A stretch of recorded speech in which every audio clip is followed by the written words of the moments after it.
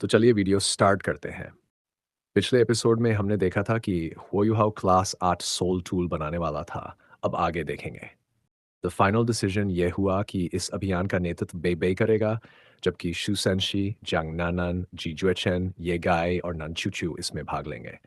बेशक अगर होयुहा अपनी परीक्षा पास कर लेता है तो उसे भी टीम में शामिल किया जाएगा। हालांकि किसी को भी विश्वास नहीं था कि वह वास्तव में ऐसा कर पाएगा। बेबे और श्रेक 7 मॉन्स्टर्स के बाकी 4 सदस्य इस मिशन का हिस्सा थे, जिसमें होयुहाओ और हिकेतो शामिल नहीं थे। इसके अलावा सोर्ड फैनेटिक जीजा चेन जो एक सोल सेज था, और ये गाई तथा नानचुक्यू जो दोनों सोल एम्परर्स थीं और जिनके पास विशेष मार्शल सोल्स थे, उनकी कुल शक्ति पहले से कहीं अधिक थी। हालांकि बेबे अच्छी तरह जानता था कि होयुहाओ के साथ और उसके बिना उनके बीच कितना बड़ा फर्क था। सरल शब्दों में कहें तो अगर वे किसी टाइटल डोलो से भी टकरा जाएं, तो होयोहाओ की मौजूदगी में उनके पास अपने दुश्मन को मार गिराने का मौका होता। लेकिन होयोहाओ के बिना वे केवल अपनी रक्षा ही कर सकते थे। लेकिन डीन यैन और एल्डर सॉन्ग जो दोनों ट्रांसेंडेंट डोलो थे, भी इस अभियान में शामिल होने वाले थे। इसलिए उनके सफल होने की संभावना काफी अधिक थी। बेबे ने एक बार यह तय कर लिया कि कौन इस अभियान में भाग लेगा, तो उसने तुरंत सारी तैयारियां शुरू कर दी।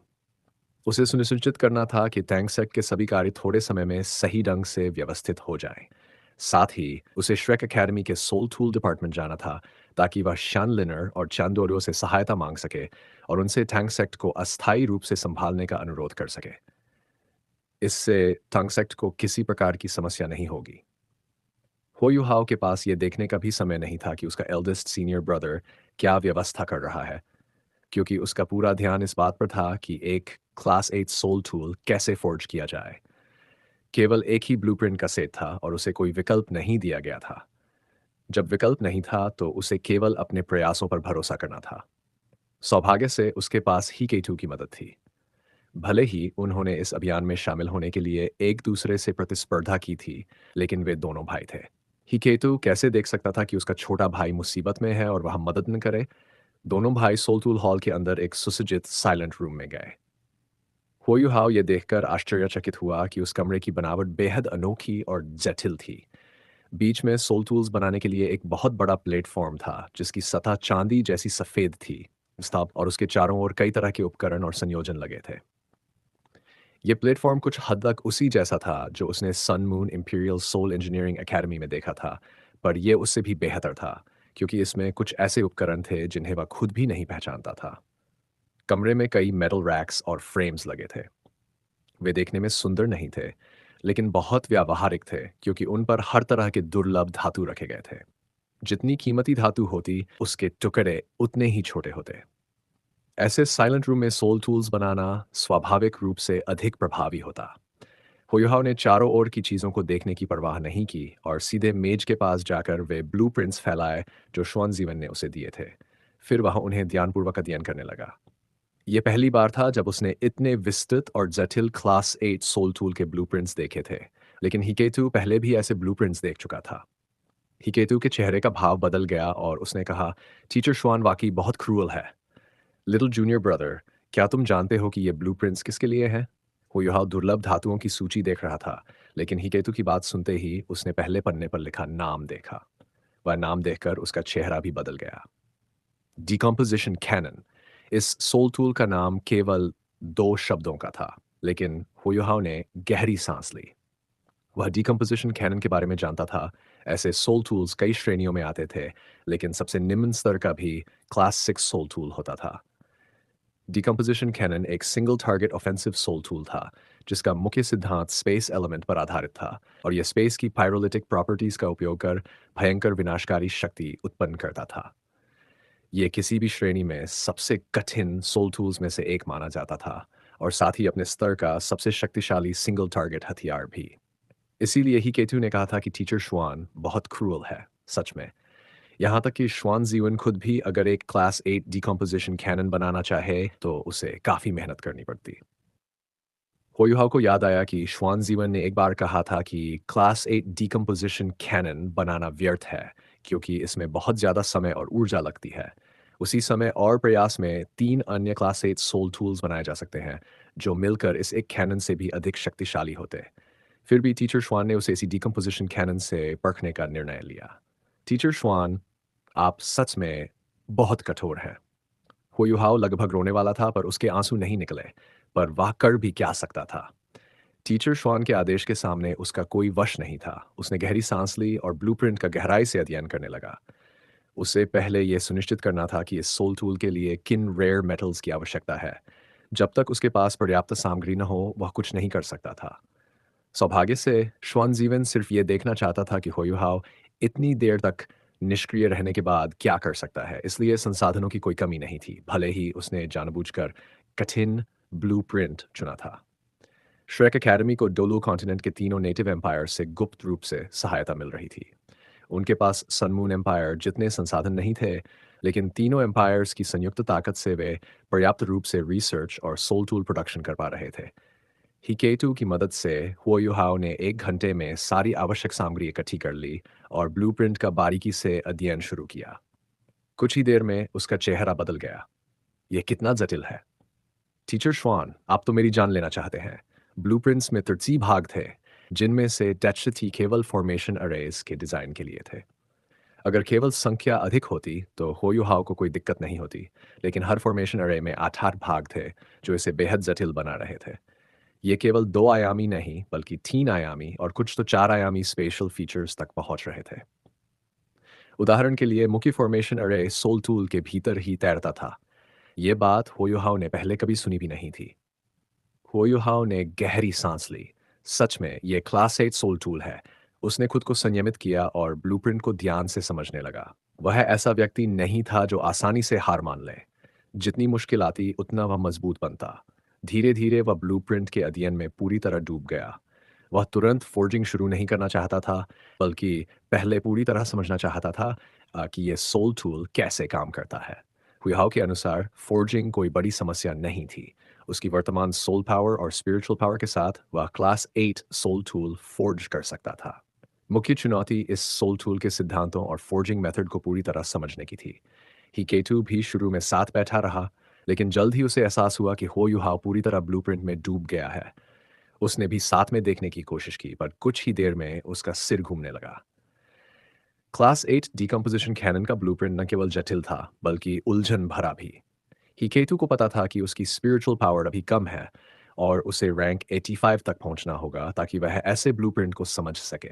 उसने हो युहाओ की ओर देखा। उसका छोटा भाई पूरी तन्मयता से अध्ययन कर रहा था। हिकेतु के मन में प्रशंसा और ईर्ष्या दोनों पैदा हुई।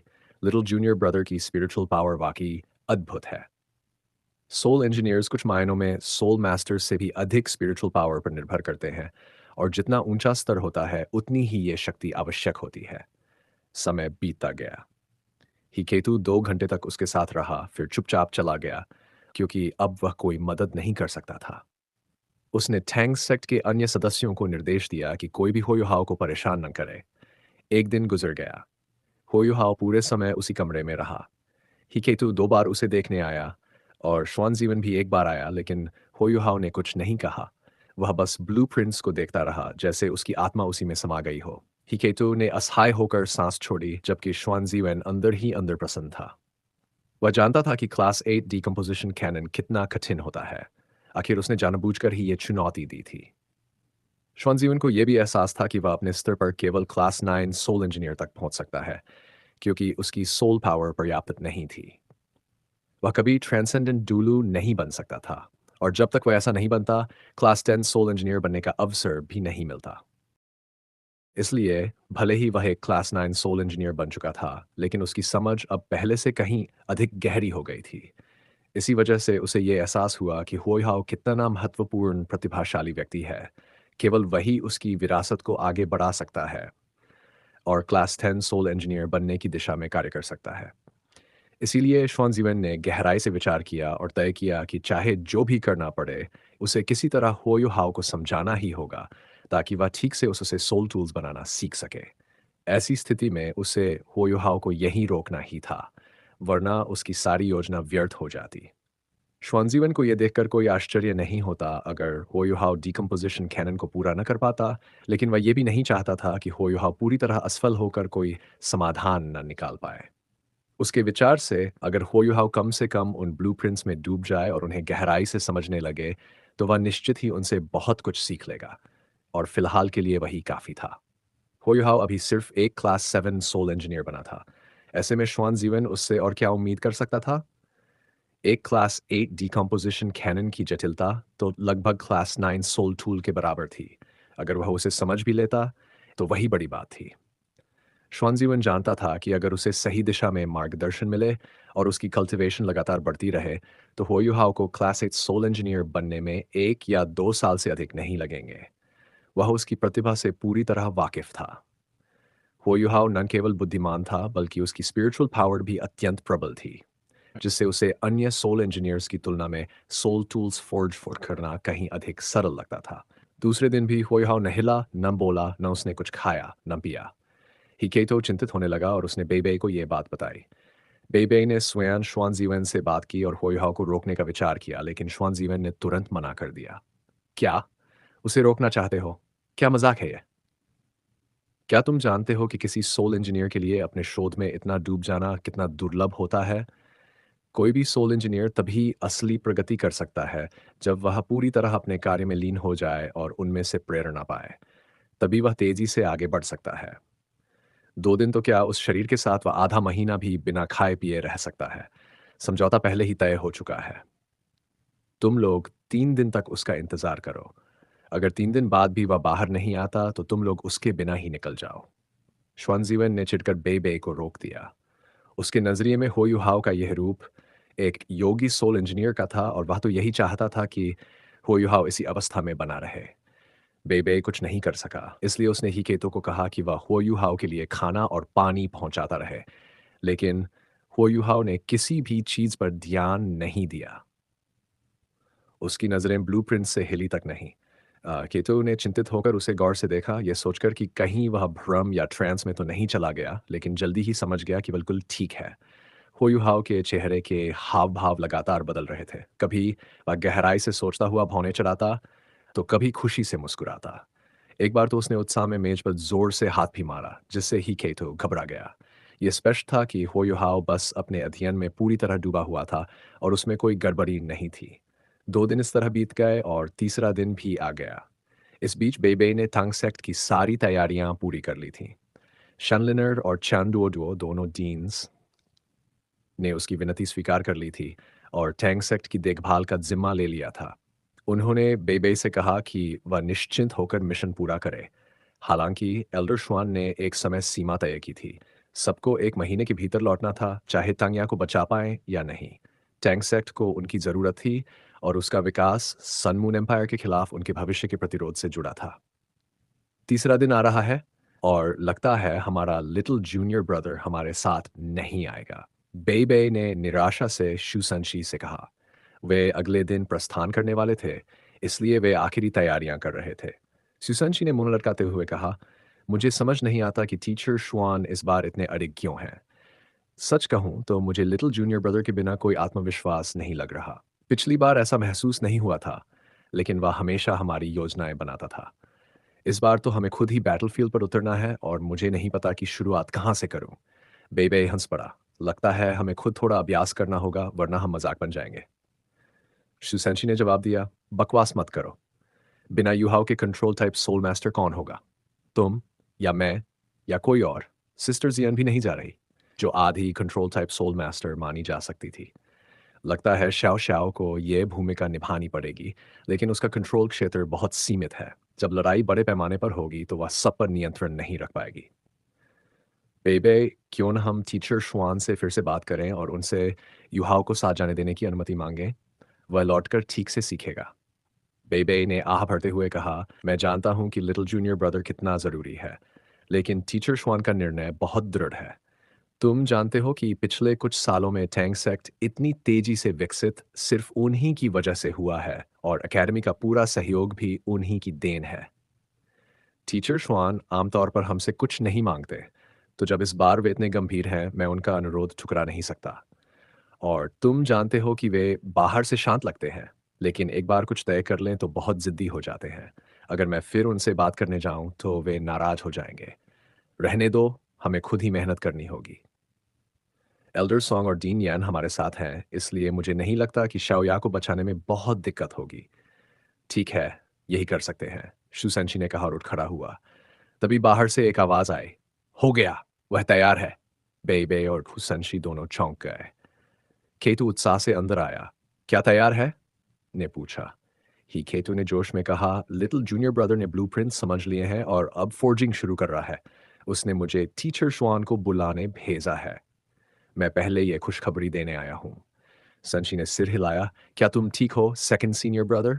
सिर्फ ब्लूप्रिंट्स देखकर कोई सफल हो जाएगा? फिर तो क्लास 8 सोल इंजीनियर बनना बहुत आसान हो जाएगा। जाओ, टीचर स्वान को बुलाओ। हाँ, तुम सही कह रहे हो। ही केतु ने हंसते हुए अपना माथा थपथपाया। मैं 3 दिन से उसे ब्लूप्रिंट देखते देख रहा था, इसलिए जब उसने फोर्जिंग शुरू किया तो मुझे लगा वह जरूर सफल होगा। बेबे मुस्कुराया। इसमें कुछ गलत नहीं है। लिटिल जूनियर ब्रदर हमेशा चमत्कार करता आया है। ही केतु ने सिर हिलाया। मुझे भी लगता है इस बार उम्मीद है, क्योंकि सोल इंजीनियर को किसी सोल टूल के प्रिंसिपल्स को पूरी तरह समझे बिना उसे फोर्ज नहीं करना चाहिए।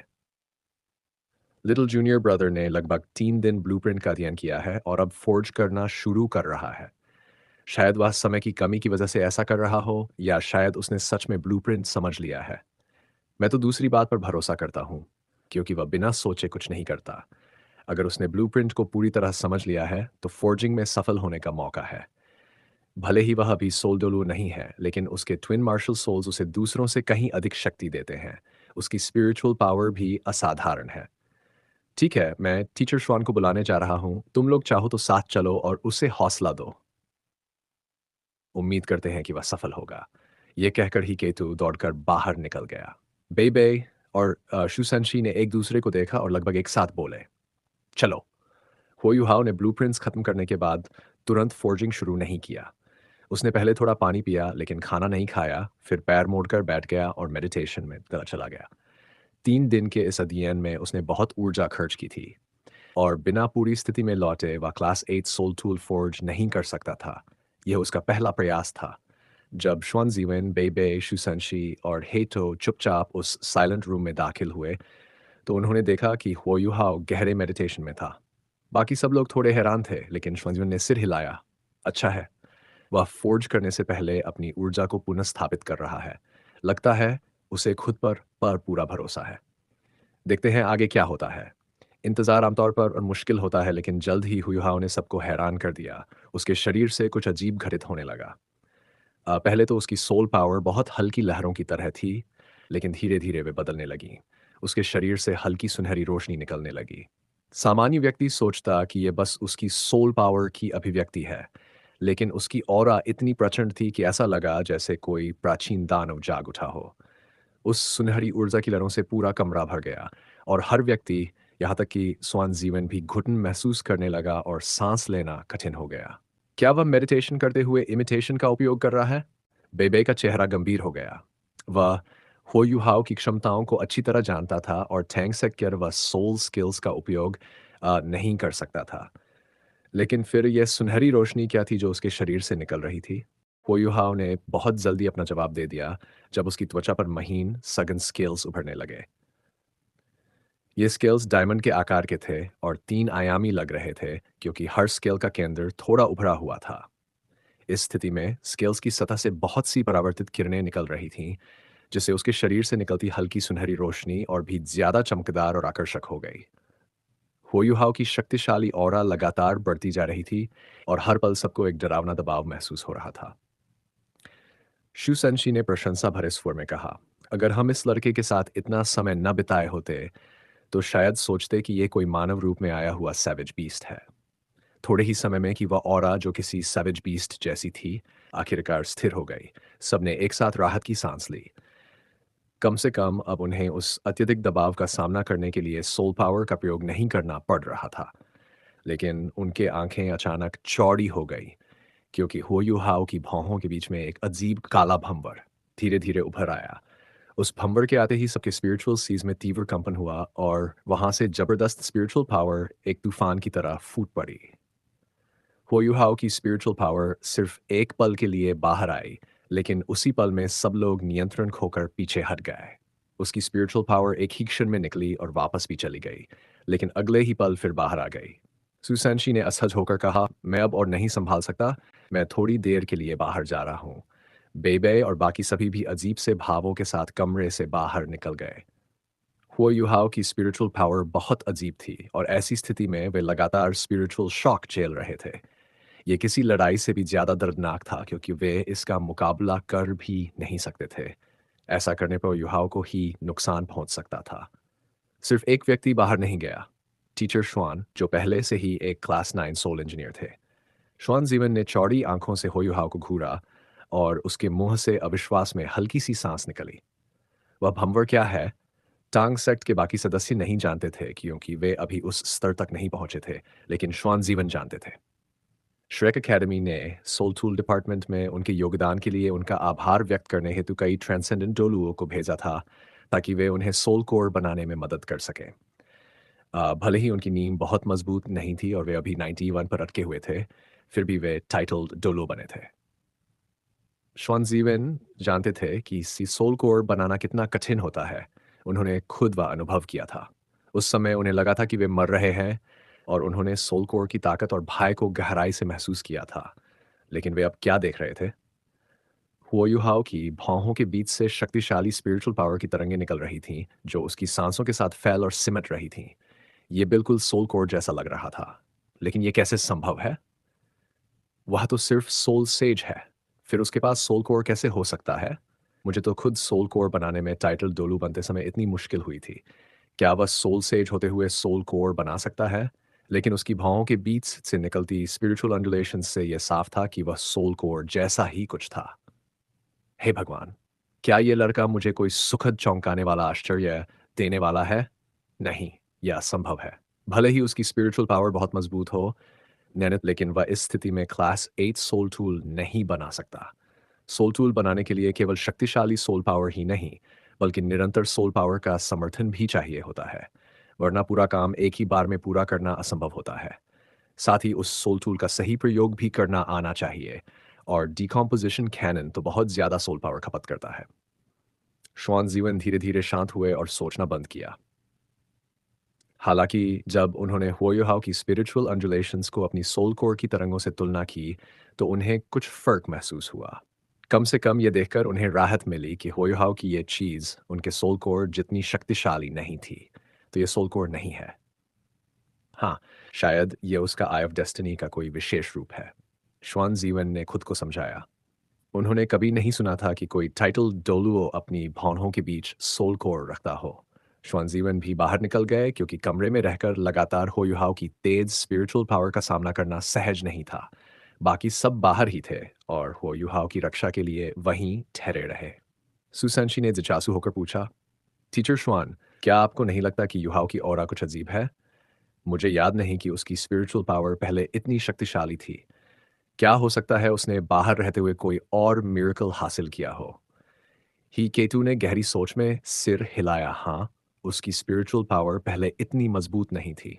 साथ ही उसकी सोल पावर में भी कुछ बदलाव दिख रहा है। मुझे समझ नहीं आ रहा कि उसके शरीर से ये सैवेज बीस्ट जैसी ऑरा कहाँ से आ रही है, और जो सुनहरी रोशनी उसके शरीर से निकल रही है वह सोल पावर से नहीं लगती। ऐसा लगता है कि वह अंदर से बाहर की ओर चमक रही है। लगता है मानो वह खुद सोने में बदल गया हो। श्वानजीवन ने सिर हिलाया और कहा, मैं सोल इंजीनियर हूँ, सोल मास्टर नहीं। इन सवालों के जवाब तुम्हें श्रेक एकेडमी के टाइटल डुलू से पूछने होंगे। वैसे भी मुझे फर्क नहीं पड़ता वह क्या कर रहा है। जब तक वह क्लास 8 सोल टूल नहीं बना लेता, वह यहाँ से नहीं जाएगा। बेबे और सुसेंशी ने एक दूसरे की ओर बेबस नज़र से देखा। वे अभी भी श्वान जीवन को मनाने की सोच रहे थे, लेकिन उन्हें एहसास हो गया कि अब ऐसा करने से केवल इनकार का कड़वा अनुभव मिलेगा। होयुहाओ ने सभी की अपेक्षा से कम समय तक ध्यान लगाया। 2 घंटे बाद कमरे से सोल पावर की तरंगें धीरे धीरे शांत हुई और एक हल्की सी गूंज सुनाई दी, जो किसी ड्रैगन की दहाड़ जैसी थी। सुसंशी ने हंसते हुए कहा, यह लड़का भीनन, अगर पूरा हो गया तो हो गया। ये दहाड़ क्यों मार रहा है? वह सबसे पहले कमरे में वापस गया, लेकिन अंदर जाकर उसे कुछ गड़बड़ लगी। होयुहाओ अब भी पैर मोड़कर बैठा था। उसकी आंखें बंद थीं और उसके शरीर से वह ड्रैगन जैसी गूंज अभी आ रही थी। वह ध्वनि उसके सीने से निकल रही थी और ऐसा लग रहा था जैसे वह उसकी सोल पावर के साथ प्रतिध्वनित होकर एक फीडबैक लूप बना रही हो। ये क्या हो रहा है? शुसेंशी ने बेबे की ओर देखा। उसका मार्शल सोल ड्रैगन टाइप था। अगर वह नहीं जानता तो शायद बेबे जानता हो। लेकिन बेबे का चेहरा भी उसी तरह के आश्चर्य से भरा था। जाहिर था कि वह भी समझ नहीं पा रहा था कि होयुहाओ के साथ क्या हो रहा है। धीरे धीरे हुयुहाओ ने अपनी आंखें खोली। उसके सभी सभी सीनियर ब्रदर्स और सिस्टर्स वहां थे, यहाँ तक कि जीजोचेन भी, जो तलवार के दीवाने थे। जियोचेन लगभग देर से पहुंचे, लेकिन जिंगजियान ने जैसे ही होयुहाओ के साथ हो रही अजीब घटनाएं देखी, वह तुरंत जाकर उन्हें बुला लाए। जियोचेन ऐसे विशेष मामलों में बेहद रुचि रखते थे, खासकर जब बात होयुहाओ की हो, इसलिए वे जितनी जल्दी हो सके आ गए, लेकिन वे भी कुछ नहीं समझ पाए। होयुहाओ खड़ा हुआ और बोला, आप सब यहाँ हैं एल्डेस्ट सीनियर ब्रदर। वह पूरी तरह ताजगी से भर गया था। 2 घंटे की मेडिटेशन के बाद वह अपनी सर्वोच्च अवस्था में पहुंच चुका था। उसकी वर्तमान कल्टीवेशन में कुछ दिनों तक नन खाना कोई बड़ी बात नहीं थी। उसके पास मैनिफोल्ड मिस्टीरियस आइस एसेंस की विशाल ऊर्जा थी, जो उसकी शक्ति को बनाए रखती थी। यहाँ तक कि ध्यान करने पर भी उसकी सोल पावर लगातार बढ़ती रहती थी, क्योंकि उसका स्पिरिचुअल सोल कोर उसे हर क्षण कल्टीवेट करने में मदद करता था। श्वानज़ीवेन कुछ कदम आगे बढ़े और बोले, ठीक है, अब ज्यादा समय नहीं बचा है। रात हो चुकी है। अगर तुमने सूर्योदय तक डिकम्पोजिशन कैनन नहीं बनाई, तो तुम यहीं मेरे साथ रहोगे। हालांकि उन्हें शक था कि होयुहाओ के पास अब सोल कोर है, लेकिन यह पूछने का समय नहीं था। वह इंतजार करना चाहते थे कि होयुहाओ रुक जाए, फिर उससे पूछें। उनकी दृष्टि में चाहे वह कितना भी प्रतिभाशाली क्यों न हो, वह क्लास 8 सोल टूल नहीं बना सकता था। होयुहाओ ने सिर हिलाया और मुस्कुराते हुए कहा, आप बहुत निर्दयी हैं। अगर आपको मुझसे क्लास 8 सोल टूल बनवाना ही था, तो इतना जटिल क्यों दिया? यह सोल टूल तो स्पेस से संबंधित ज्ञान को भी चुनौती देता है। अगर मैंने हाल ही में स्पेशल पावर के बारे में कुछ ना सीखा होता, तो आप मुझे सच में रोक देते। श्वानज़ीवन ने तिरस्कार से कहा, क्या तुम्हें इन स्पेशल पावर की समझ है? तुम्हें पता भी है कि स्पेशल पावर क्या है? ये तो वे लोग अध्ययन करते हैं जो टाइटल्ड डूलू या उससे ऊपर के स्तर के होते हैं। तुम छोटे लड़के जल्दी शुरू करो और बातें मत बनाओ। मैं शुरू से अंत तक निगरानी रखूंगा ताकि कोई तुम्हारी मदद न कर सके। वो युहाओ मुस्कराया और बोला, मुझे चीट करने की जरूरत नहीं है। भले ही मुझे ज्यादा भरोसा नहीं है, पर मैं कोशिश जरूर करूंगा। पहले थोड़ा वार्म अप कर लूं। वह बोलते हुए वर्किंग प्लेटफॉर्म के पीछे चला गया। जैसे ही वह फोर्ज एरिया में पहुंचा, उसका चेहरा शांत हो गया और उसकी पूरी ऑरा स्थिर और कोमल हो गई। स्वानज़ीवन इस बात से बहुत संतुष्ट थे। भले ही उनका प्रतिभाशाली छात्र हाल के महीनों में सोल टूल्स पर काम नहीं कर रहा था, पर उसने अपनी बुनियाद नहीं छोड़ी थी। उसकी थ्योरी और सिद्धांत अभी भी सटीक थे। होयुहाओ कुछ क्षणों तक शांत खड़ा रहा, लगभग 30 सेकंड, और अपनी सांस, दिल की धड़कन, सोल पावर और स्पिरिचुअल पावर सबको एक लय में समाहित कर लिया। शुरू में श्वानज़ियन के चेहरे पर उपेक्षा थी, लेकिन जल्दी ही वह हैरानी में बदल गई, क्योंकि होयुहाओ की वर्तमान स्थिति एक अत्यंत शक्तिशाली सोल इंजीनियर जैसी लग रही थी। तो चलिए ये वीडियो यहीं समाप्त करते हैं। कमेंट में ये ज़रूर बताना आपको किस तरह की वीडियो चाहिए। वीडियो अच्छी लगी हो तो लाइक करना, अपने विचार कमेंट करना। चैनल पर नए हो तो सब्सक्राइब ज़रूर करना। तो चलिए मिलते हैं अगले वीडियो में। धन्यवाद।